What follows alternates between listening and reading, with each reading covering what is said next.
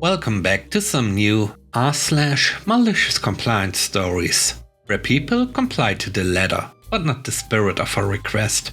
I hope you had a great day.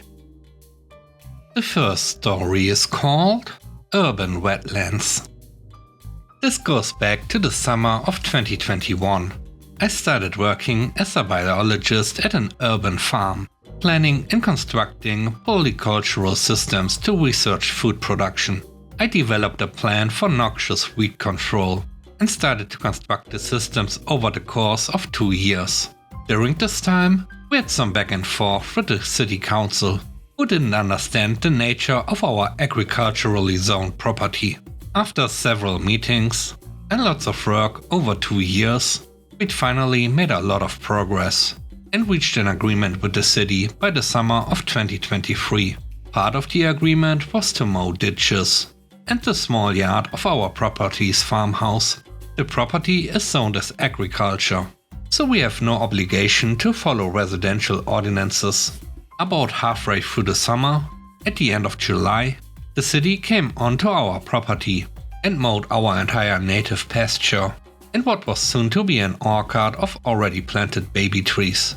When we talked to them, they noted ordinances against tall grass and state noxious weed laws as a justification, the latter of which is ironic, because they interrupted our system of invasive plant control by mowing in a time when we should have been spraying bioherbicide. So now, in order to remove all the invasive plants from my property and comply with all the ordinances, none of which have anything to do with water, I have created massive urban wetlands. It's huge, it's beautiful, it's red. It's compliant to every law and ordinance. It's mine, and the city mayor who lives next door to my farm can enjoy it, just as much as I enjoy it living 5 miles away. So now I have wetlands to research instead of a prairie, and I love it. The next story is called No Leave. I'm a teacher at a small, new school. We currently have 2 year levels, so our teaching schedules are incredibly light. This means every teacher has at least one day where they have no classes, and it's common to take leave on that day. Mine is Friday. I realized we will move to a full schedule next month and figured I might as well use some excess leave and applied to take Fridays for the rest of the month off. Later, I was told my leave was denied because it's not nice that you get to have multiple long weekends when your colleagues don't. And I responded with, so you are saying just because my lesson-free day is on a Friday, I don't get to take leave? Even though the science teachers can take every Tuesday off, language teachers take every Thursday, and so on. He kind of ruffled around that it doesn't look good, and that I still have to consider a homeroom lesson I have on Fridays, which is a student-led activity time. I'm actually not supposed to do anything/intervene, just be present while students handle everything that someone else will have to cover. I've always asked my own covers before applying for leave, so HR has never even had to do anything. Anyway, I told him straight up that I don't mind if they want to deny my leave, but to remember that I'm there because I want to be, not because I need to be. But just so you know, it was a courtesy on my end to use my leave on days with the least impact. You are essentially telling me you'd rather me take leave on days I miss actual classes, which I have no qualms doing. He kind of mumbled something, and then I thanked him and left. So that Friday I came in, and then the following Monday I called in sick and missed my classes. I have about 20 leave days to use over the next around 7 months. Not counting school holidays, that make up the final year of my contract here, and I plan to use all of them. I've also told them on a separate occasion that there's literally no downside to me, whether or not they approve my leave requests, because 80% of the leave I have taken the past 2 years has been unpaid, because I don't care about the money.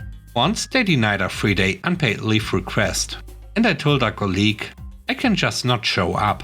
What are they gonna do? Not pay me? That's literally what I asked for in the first place. So either way, I get what I want. They need me more than I need them. As the sole teacher of the most popular elective subject in the school, it's somewhat niche, so it's not easy to just find a replacement. Not to mention, I have both qualifications and experience in my subject's industry, so any replacement they do find is probably going to be not as good. The last story is called By the Ticket. I work in IT. Many years ago, I was involved in a big project creating a new platform while maintaining the old one. During the week, I would spend some time on support tickets. My role was more high level. I would never be the one to actually work on a ticket. At one point in time, there was a new support coordinator assigned to the client account. The number of tickets was rising, and the team couldn't keep up, threatening the new platform. The coordinator needed metrics on the team's performance, so he generated reports from the ticketing and the time logging systems, combined them, and started looking into improvements, until he came across my logs. The metrics told him I spent about 2 hours a week and added a varying amount of tickets.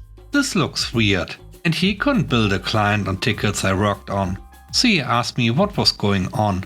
I explained that I would look over the list of open tickets, bulk update where needed, and log my time with a remark like classified tickets. Then I would move on to my other duties. He didn't like that and told me to enter a time log for each separate ticket I work on. I asked him what the minimum time was that he wanted me to log, which turned out to be 15 minutes.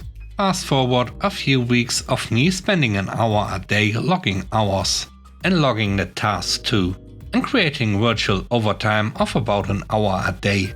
Then the coordinator comes up to me with a request to go through and update the full backlog. I'm fine with that, and tell him I'm logging that as a generic task and not per ticket. He tells me no, it must be logged per ticket. I spend about 2 hours to go over the backlog and make sure everything is in order. Then I spent the rest of the day entering everything into the time logging system. I was the first to reach the system's limits, but found a workaround to log everything. That day, as logged in the time tracking software, I worked for more than 16 hours. The rest of the week, I took it easy, came in late, went home early.